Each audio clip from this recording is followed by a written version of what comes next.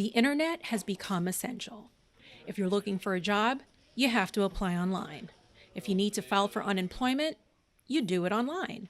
Paying your mortgage, rent, or utility bills are all now done online.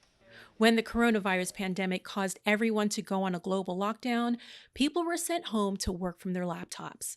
Students from kindergarten all the way through college had to take a crash course in virtual learning. The transition was easy for most people because they could afford reliable internet. But what about everybody else? About 10% of Florida's households do not have access to reliable internet service. The problem is really in more rural communities, and it's really a challenge of getting uh, access to what is referred to as the last mile, like the communities that don't have the sorts of population densities, or sometimes the economic means to really attract internet providers there, and so it can be very expensive and very challenging to actually get the infrastructure to those last couple of communities. For some people living in rural communities, it can cost thousands of dollars to connect to high-speed internet. We would need to get a line run from the street to our home. In March, we had them come out, Spectrum, and they quoted us $6,000 to have that done, but they would pay the first $3,000. So we obviously did not have $3,000 to do that. Plus, we were told it may take 6 to 8 months once the work order went in. Melissa lives out in the rural community of Lithia. She's a teacher and has a child in the Hillsborough County public school system, as well as a USF student. High-speed internet would be helpful, but unfortunately, it's out of reach. So we used our hotspots, and if for some reason that didn't work on some days, we didn't have enough service or whatnot, we would go sit in the Ace Hardware parking lot in the car and do our work, and I would communicate with students. God bless Ace Hardware's free Wi-Fi. The other option rural communities have to connect to the internet is satellite, which also comes with a hefty price tag.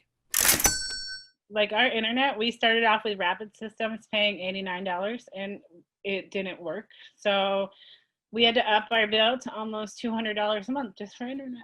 If you even want to try to get good service, you have to put up at least a 50 to 100 foot pole, which is not cheap to mount your satellite onto. And that doesn't guarantee it's going to work. I'm going to put it this way. This month I had to make a decision of, do I pay my student loan or do I pay the internet that we need for the kids to go to school?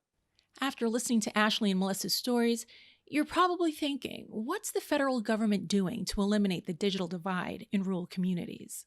So this past legislative session, we passed a bill in the House and the Senate.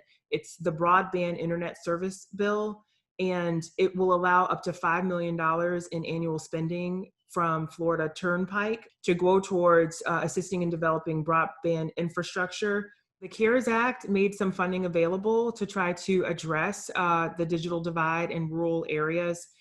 On July 1st, the U.S. House also passed the Moving America Forward Act. However, there's yet to be any Senate action on that, so we have to wait to see what would happen. But the act includes accessible, affordable internet for all. It would also try to help make internet access more affordable in rural areas. So we really need Congress to roll up its sleeves, get to work, reach sort of a compromise, and pass that act. Now, let's travel about 20 miles southwest of Lithia, Florida, to the rural migrant farming community of Waimama. Before the coronavirus pandemic forced everyone to shelter in place, Liz Gutierrez rolled up her own sleeves to fill the void of the digital divide in her community. So a year and a half ago or more, we started working on how can we be part of the solution? How do we unlock or solve this dilemma, this problem of access? Liz was able to wrangle up funding, and she also found a minority-owned company to help replace Wi-Fi antennas throughout Waimama, Florida. The owner's an immigrant from Venezuela, and he said, I know exactly what you're trying to do. We'll do it.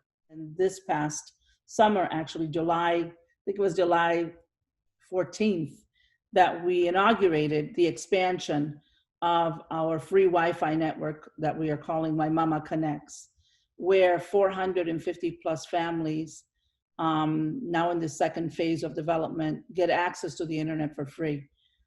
We're partnering with the school district and Reddick Elementary School in particular, who's hosting one of those big antennas that's allowing folks to have access to that service. This is a platform that we are all having to use, and a whole population is left out if they don't have the access and if they don't have the tools. And so we're trying to solve, doing our part to solve that part of the problem.